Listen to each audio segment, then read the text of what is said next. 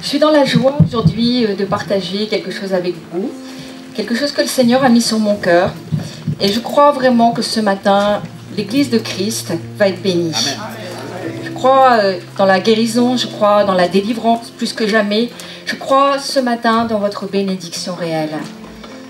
Alléluia. Le Seigneur m'a mis sur le cœur un psaume. Alors je suis contente que Pierre-Emmanuel ait démarré avec David, parce que je crois que c'était une bonne introduction à mon message. Et j'aime David, le roi David. J'aime David un peu à différents moments de sa vie. Et la parole nous dit que c'était un homme selon le cœur de Dieu. Je crois vraiment que David étant un homme selon le cœur de Dieu, il va nous apporter quelque chose selon le cœur du Père. Alléluia. Et nous avons besoin, il a été question d'amour, il a été question de beaucoup de choses autour du Seigneur ce matin. Et je crois vraiment que c'est tellement important que nous puissions savoir ce qu'il y a sur le cœur du Père. Qu'est-ce que le cœur du Père? Qu'est-ce qu'il veut nous raconter ce matin? Et j'ai choisi un psaume, le psaume 23. Donc vous allez vous réjouir parce que je crois que le psaume 23 est très bien connu, majoritairement des chrétiens. Qui connaît ou qui ne connaît pas le psaume 23? Voilà, vous connaissez bien. Je voudrais que vous puissiez l'afficher. Il y a beaucoup de prédications qui ont été faites sur le psaume 23, énormément de choses qui ont été dites. Mais moi, je voudrais sortir un peu des sentiers battus et vous entraîner dans la parole de Dieu. Et je vais faire une explication chronologique du psaume. Le psaume 23, il y a 6 versets. C'est pas énorme pour un psaume. Et 6 versets qui vont, je crois, parfaitement résumer en fait ce que c'est que une vie chrétienne épanouie. Amen. Une vie chrétienne telle que Dieu désire qu'on en ait tous. Alors, chacun va prendre un peu ce qu'il a à prendre ce matin à la source du Saint-Esprit. Psaume 23, je voudrais que vous puissiez le lire avec moi. Est-ce qu'on peut le dire à haute voix? L'Éternel est mon... On va le faire ensemble. Hein? On commence. L'Éternel est mon berger. Je ne manquerai de rien. Il me fait reposer dans de verts pâturages. Il me dirige près des eaux paisibles. Il restaure mon âme. Il me conduit dans les sentiers de la justice à cause de son nom. Je ne crains aucun mal, car tu es avec moi. Ta houlette et ton bâton me rassurent. Tu dresses devant moi une table, en face de mes adversaires. Tu oins d'huile ma tête et ma coupe déborde. Oui, le bonheur et la grâce m'accompagneront tous les jours de ma vie, et j'habiterai dans la maison de l'Éternel jusqu'à la fin de mes jours. Je te loue, Père. Je te loue pour ce merveilleux psaume de David, parce que ce psaume constitue, c'est vrai, une vie chrétienne épanouie. Et nous voulons tous vivre cette vie chrétienne. Je prie, cher Saint-Esprit, parce que ce matin, je veux vraiment t'honorer. Et je veux te donner toute la place. Merci, cher Saint-Esprit. Saisis-toi de moi. Et je prie que les cœurs soient ouverts. Au nom de Jésus-Christ. Qu'aucun blocage, aucun barrage. Je débloque les vies, je débloque les mentalités dans le nom de Jésus-Christ. Et je proclame que la parole de vérité va t'affranchir ce matin au nom de Jésus-Christ. Amen. L'Éternel est mon berger, je ne manquerai de rien. Première chose, ce n'est pas, je dirais, quelque chose qui est possible, quelque chose qui est probable. Mais l'Éternel, s'il est ton berger ce matin, il y a une chose qui est sûre, parce que c'est une assurance, ce n'est pas une probabilité, ce n'est pas une espérance, c'est une assurance. Si l'Éternel est ton berger, tu ne manqueras jamais de rien. Alléluia, tu ne manqueras jamais de rien. Il n'est pas normal que l'on manque de quoi que ce soit quand nous sommes chrétiens. La première chose, l'Éternel est-il ton berger ce matin? Amen. Nous devons réaliser ce que c'est aussi qu'un berger. C'est pas simplement avoir accepté Jésus comme notre Seigneur et Sauveur, et c'est déjà, alléluia, énorme parce que nous sommes sauvés et que nous avons la vie éternelle. L'Éternel est mon berger. C'est à lui que je vais, en priorité. Si je sais que je suis malade, que j'apprends je suis malade, vers qui je vais me tourner en priorité? La parole dit qu'on ne doit pas se tourner vers les médecins en priorité. Parce que l'Éternel se présente, particulièrement dans l'Ancien Testament, il dit « Je suis l'Éternel qui te guérit ». Et l'Éternel désire s'intéresser à nous, désire nous guérir. Et il veut que nous allions en premier à lui. L'Éternel est mon berger, parce que c'est lui qui prend soin de moi. L'Éternel est mon berger, parce que c'est celui qui me guide. Est-ce que l'Éternel, ce matin, tu peux dire qu'il te guide dans ta vie? Est-ce qu'il te guide dans tes choix? Est-ce que quand tu as des choix de vie à faire, tu vas en premier vers l'Éternel et tu prends un temps à part dans la prière et des fois dans le jeûne s'il le faut pour obtenir une direction de l'Éternel? Alors l'Éternel est ton berger. Alors l'Éternel est ton berger. Et David dit, avec assurance, si tu peux dire ce matin que l'Éternel est ton berger, alors...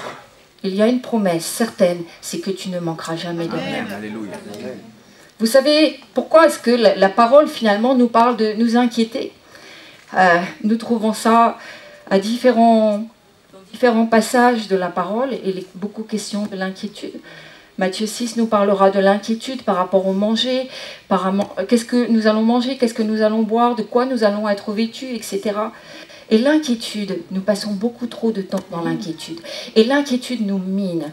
Mais Dieu sait que nous sommes prompts à l'inquiétude. Vous savez, je dis, c'est quoi l'inquiétude finalement? L'inquiétude, c'est un mélange de peur et d'incrédulité. J'ai peur de manquer. Est-ce que tu as déjà manqué? Non. Mais j'ai peur de manquer, au cas où ça arriverait. Et l'incrédulité, parce que je ne crois pas, je n'ai pas la foi que Dieu peut pourvoir à chacun de mes besoins et qu'il l'a déjà pourvu en Jésus-Christ. C'est de l'incrédulité, frères et sœurs. Nous devons vraiment arrêter et stopper toute pensée d'incrédulité et de peur. Et je crois que le diable va sans arrêt essayer de nous neutraliser tantôt avec la peur et tantôt avec l'incrédulité. Si l'Éternel est ton berger ce matin, ne crains pas. N'aie pas d'anxiété, n'aie pas d'inquiétude par rapport à ton présent et pas par rapport à ton avenir. Alors, je ne manquerai de rien. Est-ce que c'est question des finances? Je dirais oui. Pas que des finances, mais des finances prioritairement, parce que sur cette terre, nous avons quand même bien besoin de finances. Alléluia. Nous avons besoin d'argent. Et je vais vous dire une chose, c'est que les questions, et ce premier verset va nous parler de prospérité, mais de notre propre prospérité. Je sais que souvent a été prêché l'évangile de la prospérité, beaucoup de choses ont été dites, mais moi je vais vous dire ce matin, ma prospérité n'est pas la vôtre, et réciproquement. Ce dont tu as besoin pour accomplir ce que Dieu te demande et te demandera d'accomplir n'est pas la même chose que ce que moi j'aurai besoin. L'important c'est quoi? C'est que tu ne te compares pas à l'autre. Ne regarde pas ce que ton ami a, ce que ton voisin a, ce que ton frère a. C'est pas intéressant, ne te compare pas. Et ne juge pas si tu vois, comme nous pouvons le voir des fois sur Internet, ne juge pas si tu vois un homme de Dieu, une femme de Dieu qui a été richement bénie et qui a beaucoup d'argent. Parce que là, on a toujours tendance à juger et à dire, mais certainement, s'il a tant d'argent, ça n'est pas honnête. Et c'est pas juste. Parce que c'est sa prospérité. Et c'est celle que Dieu désire pour lui.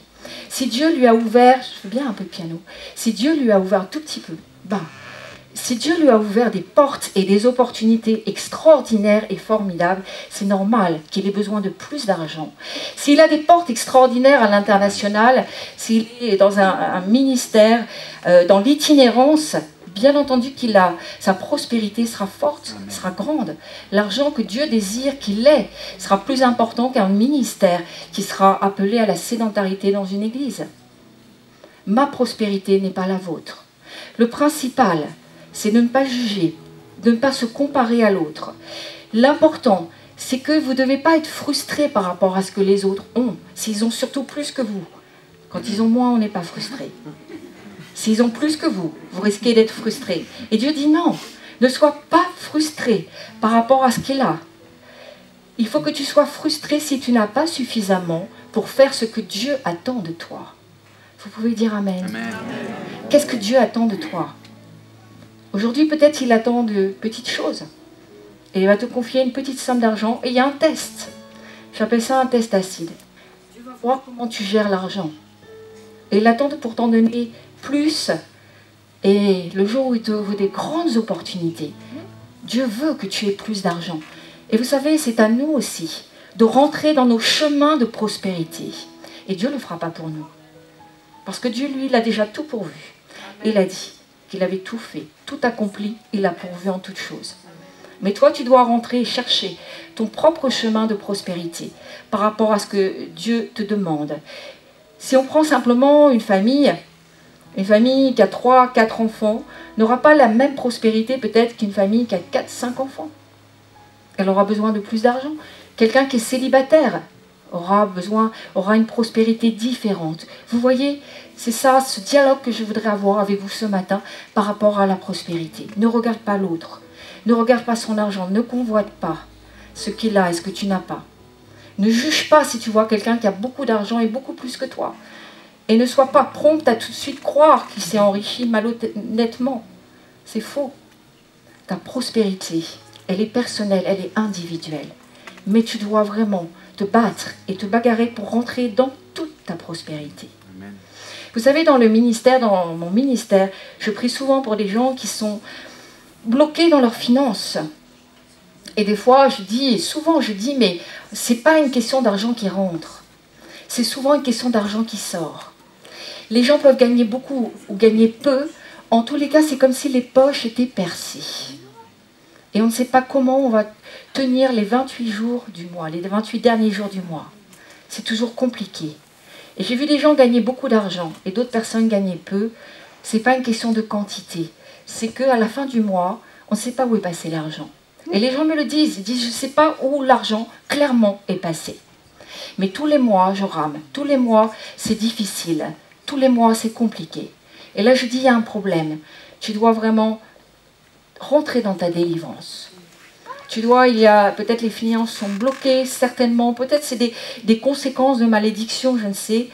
C'est quand il y a eu de l'occultisme et de la sorcellerie, il faut savoir qu'il y a des conséquences de malédiction qui demeurent. Ce ne sont pas des malédictions en Christ, la malédiction a été brisée. Mais il y a des conséquences de malédiction. Et quand les gens viennent, c'est clairement des blocages. Et ils veulent donner, ils voudraient donner à l'œuvre de Dieu, mais ils ne peuvent pas. Parce que l'argent est déjà parti ailleurs. Parce que même s'ils ont essayé de faire des économies, il y a des choses qui sont tombées en panne et finalement, à chaque fois, l'argent part. Ça, c'est l'anti-prospérité. Là, franchement, c'est des conséquences de malédiction. Mais ce matin, si je vous parle de ça, c'est parce que ce n'est pas une fatalité. Je vois beaucoup de frères et sœurs qui me disent « je ne peux pas donner au Seigneur. Je ne suis pas fidèle » et je demande, je dis « mais en fait, c'est un cercle vicieux. Tu ne peux pas donner parce que tu n'as plus d'argent.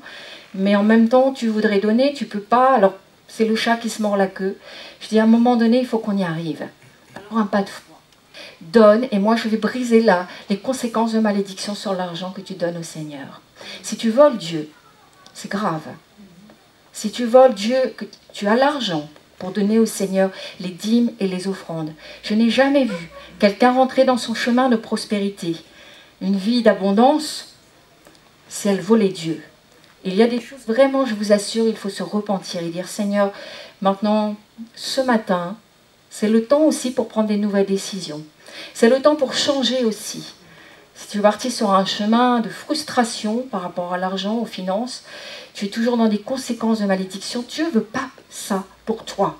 Si c'est ton berger, si tu proclames que c'est ton berger, que tu témoignes de lui, nous avons beaucoup parlé de l'évangélisation. Comment je peux témoigner que je connais le berger alors que je manque de tout?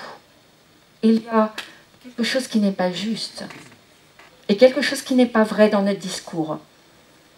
Et je crois que nous devons nous bagarrer pour nos vies. Je le dis souvent, ta délivrance, c'est toi, en premier, qui dois obtenir la délivrance. Où tu en es? Est-ce que tu peux vraiment confesser ce matin que tu ne manques de rien? Ça, c'est pour les finances. Mais je crois que c'est tellement important de rentrer dans vraiment la prospérité au niveau de nos finances. La deuxième chose, c'est que oui, si l'Éternel est ton berger, il va satisfaire vraiment tous tes besoins. Ce n'est pas simplement le besoin financier. Je vous ai dit, je pense que c'est vraiment un besoin très important sur cette terre. Nous en avons tous besoin. Mais ton berger va satisfaire également tes besoins vitaux, les besoins physiologiques, tes besoins de sécurité, de protection. Et même si un temps tu es insécurisé, parce que la marche par la foi, c'est souvent très insécurisant, Mais Dieu dit qu'il ne te manquera rien. Crois que Dieu est ta protection, que s'il enlève des sécurités, Dieu le permet, c'est pour qu'il devienne peut-être plus le berger dans ta vie. Et il y a des besoins que Dieu désire satisfaire. Il y a ce besoin d'amour qui est là, qui est important en chaque homme et en chaque femme. Il y a un réservoir d'amour, nous avons besoin d'être aimés, mais Dieu désire aussi te procurer cela. Tu ne manqueras pas d'amour parce que l'Éternel est ton berger. Tu ne manqueras jamais d'appartenance parce que tu vas appartenir à la grande famille de Dieu. Et Dieu désire que tu sois là dans sa famille. Et ça, Dieu dit qu'il te le procurera. Parce que c'est une promesse et c'est une assurance que nous pouvons nous saisir ce matin. Alléluia. Pouvons-nous nous saisir de cette promesse? L'Éternel est mon berger. Et parce qu'il est mon berger, je proclame devant les puissances des ténèbres que je ne manquerai jamais de rien. C'est une certitude, je scelle cela sur ma vie et je neutralise toute conséquence de malédiction sur ma vie financière, sur ma famille, et je sors de tout immobilisme dans le nom de Jésus-Christ.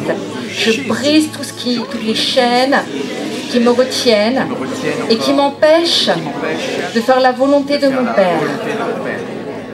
Je marche dans ma prospérité au nom de Jésus-Christ. Soyez bénis. Premier point, c'était le premier point important. Vous retiendrez bien aussi Matthieu 6, pas d'inquiétude. On doit vraiment aussi neutraliser l'inquiétude. Ça commence toujours par des pensées. Et en plus, après, ça vient dans le ventre. Oh, le ventre est noué. Stress et inquiétude. C'est peur et incrédulité. Deuxième chose, je veux bien qu'on affiche. L'Éternel me fait reposer dans de verts pâturages. Alléluia. Quand on entend le mot repos, ça nous fait assez plaisir quand même, n'est-ce pas? La vie n'est pas de tout repos, c'est pas un long fleuve tranquille, la vie. Et l'Éternel est mon berger, je ne manquerai de rien, il me fait reposer dans de verts pâturages, il me dirige près des eaux paisibles. Il est question de la nourriture spirituelle. Il est question que l'Éternel veut toujours m'entraîner vers des pâturages qui sont verts. Il veut m'entraîner vers de l'herbe qui est grasse. Et il veut me voir me détourner de l'herbe sèche. Il est question réellement de la nourriture et de la vie spirituelle. Vous savez, il y a des gens, et nous savons, nous connaissons tous des églises qui sont mortes dans la région et même au-delà. Et la particularité des églises mortes, c'est qu'ils vous donnent de l'herbe sèche. Et à un moment donné, quoique vivant, vous finissez par mourir. Les chrétiens, ça se fait au fil des mois, au fil des semaines, au fil des mois, au fil des années. Et message après message, comme la nourriture n'est pas solide, comme l'herbe n'est pas verte, comme ils ne sont pas forcément dans des verts pâturages renouvelés avec de l'eau fraîche et tout ce qu'il leur faut pour leur vie spirituelle, la vie spirituelle s'effrite. La vie spirituelle se désagrège. Et finalement, ils sont morts quoique vivants. Et ce qui est effrayant, c'est que des fois, ils ne le savent même pas. J'ai vu, moi, entendre un prophète prier pour donner une parole comme ça dans l'église. Ce n'était pas dans notre église. Et la parole était la suivante. Tu es mort spirituellement. Il faut te ressaisir. Cherche à nouveau la communion avec Dieu. Cherche l'intimité. Cherche à développer ta vie intérieure. Et la personne était très choquée. Elle ne savait même pas qu'elle était morte spirituellement. La particularité de ces bergeries où l'herbe est sèche, il n'y a pas de nourriture et d'herbe grasse, c'est que vous allez mourir petit à petit sans vous en apercevoir. Et c'est dangereux. Quand il n'y a plus la vie de l'esprit, quand il n'y a plus de la nourriture fraîche, vous mourrez. Mais vous n'en apercevez pas. Ça se fait petit à petit. Et c'est dangereux. Alors la parole de Dieu, elle dit, cherche une autre bergerie. Au lieu de mourir, si tu vois que l'herbe n'est pas sèche, n'est pas fraîche, n'est pas verte, lève-toi. Pendant que tu as encore envie, lève-toi et pars vers une bergerie vivante. Pars vers une bergerie où on va prêcher le Saint-Esprit, la vie de l'Esprit. Jésus, quand il est venu, il a parlé de quelque chose de particulier. Il a parlé de la vie en abondance. Abondance de vie spirituelle, de vie physique, de vie émotionnelle. Il a parlé de cette abondance de vie. Combien de chrétiens aujourd'hui sont rentrés dans cette abondance de vie? Amen. Trop peu de chrétiens. Et moi je vous dis, si l'église dans laquelle vous êtes, mais vous ne le levez pas ce matin, si l'église dans laquelle vous êtes ne vous nourrit pas, partez vers une autre bergerie. C'est tellement important le choix de la bergerie, tellement important. Et Dieu désire par son Saint-Esprit nous conduire dans l'église. Et vous savez ce qui se passe. On est convaincu, au début on vient peut-être une fois, et peut-être c'est votre cas ce matin, vous êtes venu simplement en mode visiteur. Mais le Saint-Esprit est celui qui vous convainc. Et il faut vraiment, c'est un choix tellement important, le choix d'une église. Il faut vraiment demander la direction du Saint-Esprit. Où est-ce que je dois me trouver? Parce que de ma vie spirituelle, tout le reste va en découler. Si votre vie spirituelle est morte, croyez que vos finances vont être peut-être un peu catastrophiques aussi. Et peut-être que votre vie, même physique, votre santé va se détériorer. Je dis le plus important, c'est d'être planté là où il y a un courant d'eau. C'est d'être planté dans une bergerie vraiment, où l'herbe est grasse. Demande au Saint-Esprit. Une fois que le Saint-Esprit t'a donné la direction, il va falloir, frères et sœurs, amis, il va falloir à un moment donné t'établir. Parce que tu ne vas pas pouvoir continuer à être visiteur dans X églises. Et le plus important après, c'est l'établissement. Et après l'établissement, va venir aussi l'enseignement. Il faut accepter semaine après semaine, mois après mois, peut-être année après année, d'être nourri avec une autre nourriture. Et c'est vraiment important. Pourquoi? Parce que je vous rappelle, et je nous rappelle ce matin, que si Christ est venu à la croix, si nous avons ce formidable évangile du salut dans les églises, et c'est de loin, je dirais, le message le plus important et le plus fort, si nous avons cela, vraiment, il faut que nous puissions nous établir quelque part, recevoir le salut pour servir. Parce que nous sommes quand même sauvés pour servir. Et je crois, avec beaucoup d'amour ce matin, je veux vous le dire, je crois que c'est quelque chose que les chrétiens oublient. Se dit, je suis sauvé, et maintenant je suis bien parce que j'ai la vie éternelle. Alléluia, Jésus revient, je suis sauvé. Oui, c'est le premier volet. Mais le deuxième volet que tu ne dois pas oublier, c'est que tu es sauvé pour servir. Il y a les deux S. Quoi que tu en laisses un de côté. Tu es sauvé pour servir. Nous sommes sauvés pour servir. Où est-ce que nous en sommes ce matin avec le service pour Dieu? Le choix de l'Église, l'ancrage, l'établissement pour au final le servir. Lève-toi. Pas tout de suite. Hein. Lève-toi. Lève-toi, ne te laisse pas endormir. Et si tu as choisi ton église et que tu es sûr de l'ancrage, lève-toi vraiment pour servir. Et c'est un commencement. On apprend tellement de choses dans le service. Et aujourd'hui, ce n'est pas ce dont je vais vous parler, mais c'est tellement important. Je voudrais passer au verset numéro 3, un verset qui me plaît. Vous savez que j'ai à cœur la guérison intérieure. Mais David a déjà parlé de la guérison intérieure et vous voyez le cheminement. Il dit, voilà, tu as fait de l'Éternel ton berger, tu as fait de l'Éternel tes délices, il te conduit, tu chemines, tu vas dans des verts pâturages, mais finalement ça sert à quoi? Ok, je vais le servir. Mais dans ces verts pâturages, et à un moment donné, peut-être dans ta course, tu réalises qu'il y a des problèmes. Et tu voudrais aller plus loin spirituellement. Tu voudrais plus du Seigneur. Mais c'est difficile.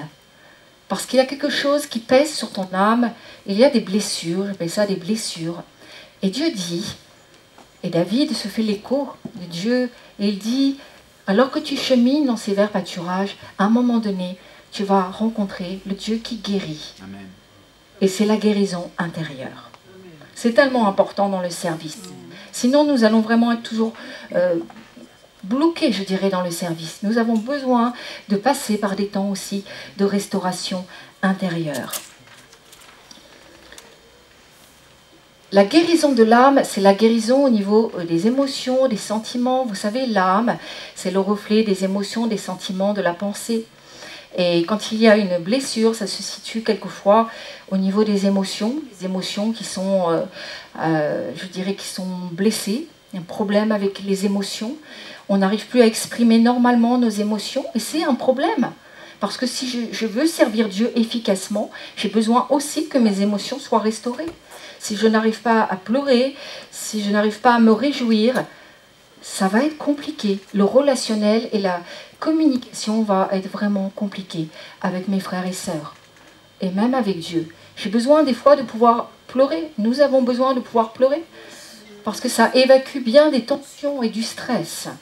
Et nous avons besoin, grand besoin dans les églises, de nous réjouir. Et de pouvoir rire aussi. Et de pouvoir expérimenter la joie du Saint-Esprit. Et quand nos émotions ont été blessées, le problème c'est que tout ça est un peu neutralisé en nous. Il n'y a plus de santé, je dirais, émotionnelle. Et vous savez, notre berger, il veut que nous fonctionnons bien au niveau vraiment de la santé physique, de la santé émotionnelle et de la santé spirituelle. Vous croyez que dans les églises, Dieu ne se soucie que de votre santé spirituelle? C'est faux. C'est faux. Parce que Dieu nous a créés corps, âme et esprit. Et tout a de l'importance pour lui. Parce qu'il sait que pour bien fonctionner, il faut fonctionner bien à ces trois niveaux-là. 1 Thessaloniciens 5, 23, que le Dieu de paix vous sanctifie lui-même tout entier. Dieu ne s'intéresse pas qu'à votre vie spirituelle. Et que tout votre être, l'esprit, l'âme et le corps soient conservés irrépréhensibles lors de l'avènement de notre Seigneur Jésus-Christ. Si tu veux rentrer dans les œuvres que Dieu a préparées d'avance, tu as un rendez-vous avec Dieu. Tu as un rendez-vous ce matin, vraiment avec Dieu. Parce qu'il désire, il a vu aussi cette partie de l'iceberg. Vous savez, la guérison intérieure, c'est comme un iceberg, finalement. Nous, on voit les symptômes visibles et on dit, oui, cette personne, elle est malade, elle a telle chose. Mais Dieu, lui, voit l'ensemble. Il voit aussi la partie invisible. Et bien souvent, cette partie invisible, elle prend beaucoup plus de place que tu ne crois dans ta vie. Et Dieu désire vraiment guérir cette partie qui est cachée dans ta vie et qui, aujourd'hui, pèse si lourd pour toi. Parce que peut-être à cet endroit, il y a des blessures, parce qu'un cœur peut être brisé, c'est une réalité. Et j'aime parce que Jésus, il est venu sur cette terre, et vous savez, il est venu annoncer une bonne nouvelle aux pauvres, mais juste après, il a dit qu'il était venu pour panser les cœurs brisés. Et il avait un magnifique ministère de guérison des cœurs brisés. Parce que Jésus voyait dans le cœur de l'homme. Il voyait cette partie de l'iceberg cachée qui était problématique pour les hommes. Parce que qu'est-ce qui peut blesser un cœur finalement? C'est des traumatismes, c'est plein de choses comme cela, c'est des rejets, c'est des trahisons, un divorce, abandon, séparation, tout cela, ça peut blesser un cœur. Et quand un cœur est blessé, vous ne pouvez pas aller voir votre chirurgien à ce moment-là. Parce que le chirurgien ne peut pas passer à l'intérieur et se dire « je vais réparer ce cœur ». C'est absolument impossible. Mais Dieu aime les impossibilités. Et Jésus est venu sur cette terre, il a exercé le ministère de guérison intérieure. Il a pansé les cœurs brisés. Il y a dans l'église de Jésus-Christ une prière qui est très efficace. C'est de prier pour quelqu'un et dire au nom de Jésus, je pense ton cœur brisé. C'est puissant. C'est puissant. Et la personne, elle est peut-être neutralisée dans son être intérieur par toutes sortes de blessures qui sont encore là et elle n'a pas pu guérir de ces choses et ça nous arrive à un peu tous. Et Jésus promet qu'il va te guérir. Reçois ce matin ce que je te dis. Parce que Jésus guérit toujours et désire ardemment te guérir. Quand Jésus était sur cette terre, qu'il a exercé son ministère pendant 3 ans et demi, il guérissait tous les malades. Les malades venaient, il les guérissait. Guérison physique, guérison émotionnelle, problèmes spirituels, délivrance, Jésus les guérissait. Et sa motivation, c'était l'amour. Et Dieu ne rejette personne. Il y a quelque chose que j'aime partager, et je veux partager, c'est Jésus, un des exemples et des témoignages de la guérison intérieure qu'il a pu faire. Et c'est cet homme paralysé.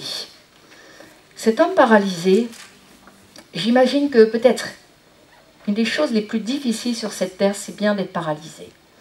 Être paralysé, vous voyez, vous ne pouvez jamais vraiment profiter de la vie. Vous voulez aller courir, vous voulez marcher, vous ne pouvez pas. Il faut toujours une assistance, il faut toujours quelqu'un qui soit avec vous. Et là, il avait 4 amis, cet homme paralysé. Il avait 4 amis. Alléluia. Et les 4 amis l'ont descendu par le toit pour qu'il approche Jésus. Quand on approchait Jésus, on approchait l'onction. Et quand on approchait l'onction, on pouvait être guéri. Et ça commençait à se savoir, ça se savait ce ministère que Jésus avait. Cette onction était si forte, il prêchait avec autorité. Et les démons étaient chassés. Et ils amènent cet homme paralysé auprès de Jésus. Et alors que Jésus voit sur ce lit cet homme paralysé, ce paralytique, il ne va pas prier pour cela. Il ne va pas prier pour que cette paralysie parte. Mais il va prier pour le problème qui est beaucoup plus profond en fait. Le problème dont je vous ai parlé, la partie cachée de l'iceberg, il va prier par rapport à la culpabilité que cet homme avait. Parce que cet homme, et c'est ce que l'Écriture nous révèle, est paralysé à cause de la culpabilité. Culpabilité qu'il a pu avoir peut-être par rapport à une vie passée, des expériences passées. Culpabilité peut-être qu'on a pu lui faire porter par rapport aussi à des choses passées, peu importe. Mais en tous les cas, cet homme, il y a une chose qui était certaine, c'est qu'il était paralysé à cause de la culpabilité. Et Jésus vient et lui dit, tes péchés sont pardonnés. Et à l'instant, on lui dit, tes péchés sont pardonnés, son cœur est libéré. Il reçoit le pardon qui libère son corps. Et il s'en va avec son lit, nous dit la parole. Il se lève et il part avec son lit. Alléluia. Ça, c'est le ministère de guérison intérieure. Vous voyez, frères et sœurs, c'est la partie cachée de l'iceberg. C'est ce que nous pouvons avoir encore retenu. Parce que non, ça n'intéresse pas Dieu. Si, ça intéresse Dieu. Il veut te délivrer de cela. Quelle est ta paralysie ce matin? Quel est le problème qui t'handicape? Le Seigneur désire vraiment te guérir de cela. Et la racine, c'était cela. Et je crois que dans l'église de Jésus-Christ, je crois fortement, pour avoir souvent prié pour des gens, je crois que le problème, c'est que les gens, oui, ils croient que Dieu leur a pardonné, mais ils ne reçoivent pas forcément le pardon. Il faut recevoir le pardon de Dieu, parce que ça chasse la culpabilité, ça neutralise la culpabilité. Et alors, vos vies peuvent être vraiment guéries de problèmes même physiques. Vous voyez ? Il faut se pardonner aussi. Dieu t'a pardonné. Et l'histoire de Jésus-Christ, c'est un formidable pardon. C'est l'histoire d'un pardon révolutionnaire, l'histoire de Jésus. Dieu nous a donné un pardon extraordinaire, formidable, en la personne de Jésus-Christ. Et nous devons, à un moment donné, ne plus être intellectuels et dire, Seigneur, oui, si toi tu m'as pardonné, moi je ne peux pas retenir cela. Alors je décide de me pardonner aussi. Quel que soit le problème, quel que soit ce qui s'est passé, quels que soient tes manquements, tes péchés, même les pires péchés, Dieu a dit qu'il t'avait pardonné. Et il s'attend non seulement à que tu reçoives son pardon, mais que tu te pardonnes aussi. Et ça peut te guérir de certaines maladies. J'aime ce témoignage. J'aime ce témoignage de guérison et de pardon, et de guérison intérieure. Il me conduit dans les sentiers de la justice.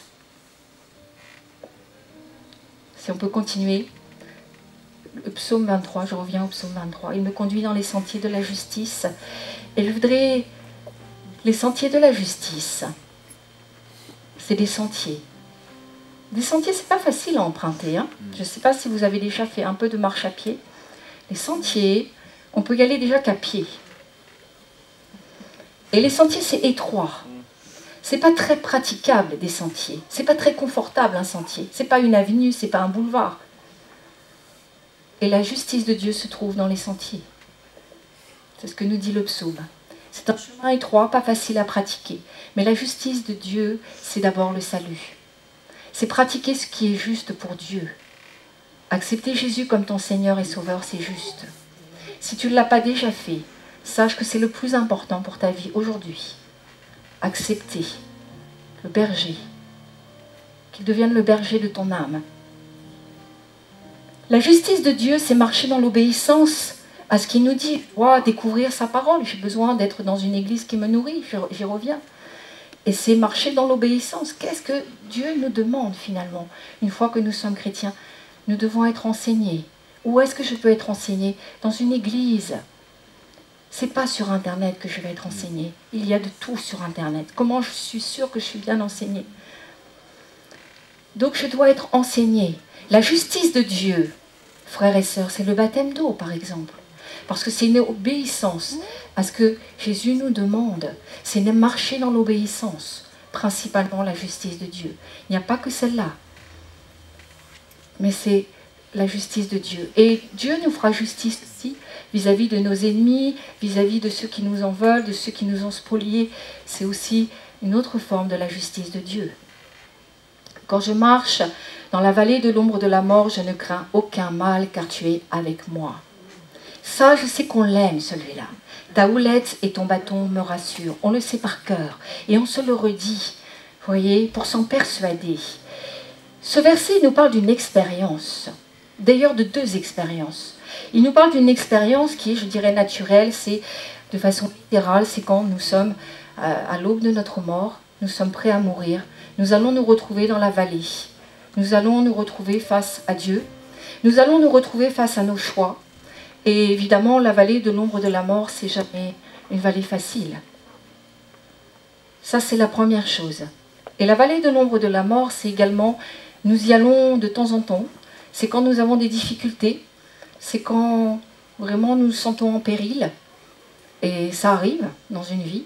C'est quand on vous annonce une maladie terrible, cancer, le mot cancer. On se retrouve dans la vallée de l'ombre de la mort. Et là, une particularité, c'est que nous savons que dans la vallée de l'ombre de la mort, et j'aime cela, ça m'a vraiment touchée, on marche. C'est-à-dire que dans la vallée de l'ombre de la mort, je ne m'arrête pas. Je ne m'installe pas avec Dieu dans la vallée de l'ombre de la mort. Je ne fais que passer. Amen. Je ne vais pas m'installer dans la vallée de l'ombre de la mort. Et frères et sœurs, s'il y a et il y aura des ombres dans nos vies, des fois on marchera, et ce sera au bord du précipice, pas physique, mais précipice. On a chaud, on a des persécutions terribles, on est en péril. L'apôtre Paul a bien dit ça, il a bien raconté que dans son ministère, c'était pas facile. Mais alors que nous serons dans l'ombre de la mort, il y a une chose qui doit nous tenir, c'est que nous ferons que passer. Et nous ne nous installerons pas, nous marcherons et nous continuerons notre route. Et la promesse de Dieu, c'est qu'il sera là.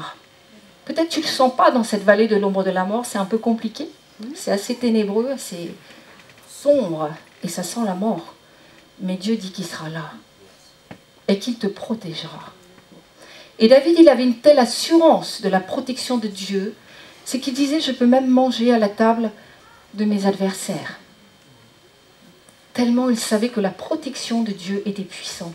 Je vous dis que nous avons besoin de cela. Amen. Il n'y a qu'à écouter les informations. Quand vous écoutez les informations, vous vous dites, en fait, la vie et la mort, c'est une question de roulette russe. Il suffit que je prenne le mauvais vol. Il suffit que je prenne le mauvais train, à la mauvaise heure, etc. Et je ne suis même pas sûre de revenir en vie. Et Dieu dit, les choses sont très différentes avec moi. Il y a une protection. Je t'assure une protection. Amen. Mais nous devons venir sous ses ailes de protection. L'assurance de David était forte. Et j'aime la foi de David. Mais ça, c'était des expériences, frères et sœurs. Nous parlons d'expériences. Nous ne parlons pas d'une façon intellectuelle. Des choses que nous avons expérimentées. Parce qu'alors que nous sommes passés par la vallée de l'ombre de la mort, la main de Dieu était encore plus forte. La protection de Dieu était encore plus sûre sur nous. Et les anges étaient là. Et il nous faut entendre de plus, je dirais, je ne peux pas dire de plus en plus, mais il nous faut passer du temps pour écouter la direction du Saint-Esprit. Il y a une prière que j'aime, et une prière que je vous donne, je vous révèle un petit secret, c'est que je prie vraiment beaucoup, beaucoup, afin d'être au bon endroit, au bon moment. Et je ne veux rater aucune opportunité de Dieu. Je prie, Seigneur, que je sois toujours au bon moment, au bon endroit. Et ça nous garde, parce que Dieu exauce.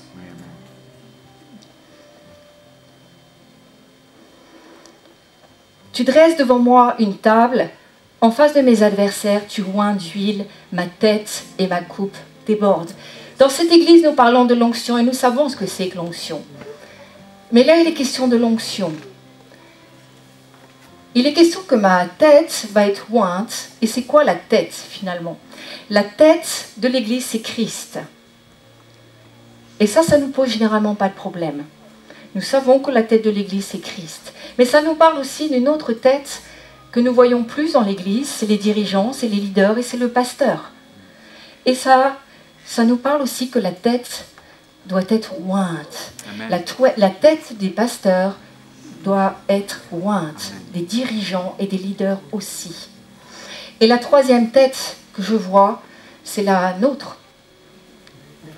Parce que si tu suis Christ, si tu es dans l'église de Christ, si tes dirigeants, pasteurs sont oints, alors ça viendra aussi sur ta tête.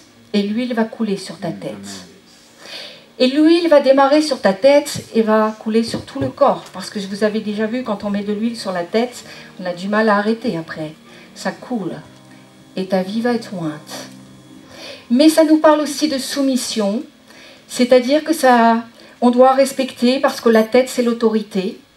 Et nous devons respecter l'autorité des leaders. Nous devons respecter l'autorité du pasteur. Et nous devons toujours être dans une soumission. Une juste soumission.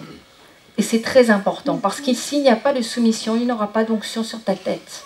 Ça ne va pas couler sur ta tête si tu n'es pas soumis. Si tu n'es pas loyal à l'autorité de l'Église dans laquelle le Saint-Esprit t'a placé et t'a dirigé, il n'y aura pas d'onction sur ta tête. Ça nous parle de ces choses. Et nous avons besoin de suivre une personne ointe. Parce que l'onction, comme certains peuvent bien le dire ou le croire, elle ne tombe pas du ciel. L'onction, elle est déposée par le Saint-Esprit, certes, mais sur une autorité, parce que Dieu a désiré mettre une autorité. Il y a une hiérarchie dans l'Église, vous voyez, et on doit être en juste soumission les uns avec les autres. Si tu as bien compris ce principe, et si tu acceptes cette soumission et cette loyauté, l'onction va venir sur ta tête. L'onction va couler sur toi. Mais il te faudra suivre l'homme oint. Et il te faudra suivre aussi sa direction. Et nous arrivons au verset 6. C'est la fin du verset, c'est la fin du psaume. Et David va parler de bonheur. Amen. C'est un mot qui n'est pas désagréable en soi, le terme bonheur. Mais qu'est-ce que ce bonheur? Oui, le bonheur est la grâce. Le bonheur, il est accompagné par la grâce. M'accompagneront tous les jours de ma vie, et j'habiterai dans la maison de l'Éternel jusqu'à la fin de mes jours. Ça aussi, on aime le citer. Et même des fois, je vois des chrétiens qui ne sont plus dans les églises et ils le citent encore. Alors c'est quoi le bonheur? C'est pas le bonheur selon le monde. C'est pas d'avoir la plus belle voiture pour ces messieurs et peut-être d'être la plus belle pour ces dames. Non, ça c'est le bonheur selon le monde. Avoir le plus d'argent, c'est le bonheur selon le monde. C'est pas le bonheur selon Dieu. Le bonheur, c'est la paix. La paix se trouve dans le bonheur et le bonheur ne va pas sans la paix. Être dans le bonheur, marcher dans le bonheur, c'est marcher dans la paix. Je vis la paix parce que je n'ai pas à m'en faire, je n'ai pas à avoir d'inquiétude, parce que je suis au bon endroit, au bon moment, parce que je fais ce que Dieu me demande. Je sais que je suis dans la bonne église, entourée des bonnes personnes, donc j'ai la paix. Avoir la paix, c'est pouvoir jouir tranquillement des bénédictions de Dieu. Le bonheur, c'est d'avoir rencontré Christ. C'est tout ça le bonheur. Il y a un bonheur à jouir de ces bénédictions. Quand Dieu nous donne des bénédictions, comme un père à ses enfants, c'est pour nous voir jouir des bénédictions. C'est pas pour nous priver après. C'est le bonheur. J'habiterai dans la maison de l'Éternel jusqu'à la fin de mes jours. Et David finit par la maison de l'Éternel. C'est très intéressant. Et c'est très sérieux et c'est très important. Il va commencer par dire si l'Éternel est ton berger, alors. Et il finira en disant que c'est dans la maison de l'Éternel, finalement, qu'il faut se trouver jusqu'à la fin de nos jours. David, il désire servir Dieu et nous voyons dans son cœur vraiment un ardent désir sans arrêt pour servir son Dieu. Et le service de Dieu, il sait que ça va passer par la maison de Dieu. À l'époque de David, c'était le temple. Aujourd'hui, pour nous, c'est l'église. À l'époque de David, c'était la présence dans le temple qui dégageait la puissance. Nous, non. Ce n'est pas les pierres, ce sont les pierres vivantes. C'est nous. C'est nous. C'est le fait que nous soyons réunis. C'est les chrétiens qui sont réunis ensemble. C'est ça, l'église de Christ. Et vous savez quoi? La bénédiction, la joie, le bonheur se trouve réellement dans la maison de Dieu et dans le service de Dieu. Et toutes ces grâces dont David nous parle, elles sont attachées à l'assiduité dans la maison de Dieu. Alors vous me direz, oui, mais on peut vivre cela en dehors de la maison de Dieu. Oui, mais pas de la même façon. Vous serez pris par le monde, vous serez coupé de la communion fraternelle, vous serez coupé même de l'onction. Vous allez voir sur Internet, vous ne verrez même plus les prédications en live, vous ne seriez plus au bénéfice de la même façon de l'onction. Vous allez vous priver des chants, comme nous avons entendu tout à l'heure. Il y a quelque chose vraiment dans l'assiduité dans la maison de Dieu. On développe une joie, il y a la grâce qui nous accompagne, un bonheur extraordinaire à être connecté vraiment à la maison de Dieu. Et dans ce sens, David finit ce psaume avec cela, en disant finalement le plus important, c'est d'être connecté à mes frères et sœurs. C'est d'être dans la communion fraternelle et dans le service pour Dieu. Parce que c'est là vraiment que je trouve vraiment plein épanouissement. Amen. Amen. Amen. Voilà, je voulais vraiment partager cela avec vous. Et j'ai dit beaucoup de choses depuis tout à l'heure. Est-ce qu'on peut quelques instants se concentrer? Je voudrais qu'on prie. Que le Saint-Esprit t'a vraiment parlé. Je sais qu'il t'a parlé. Parce que nous avons quelque chose à prendre. Je crois que le Seigneur va te guérir ce matin. Il va te libérer. Je le crois. Je sens l'onction vraiment pour la guérison ce matin.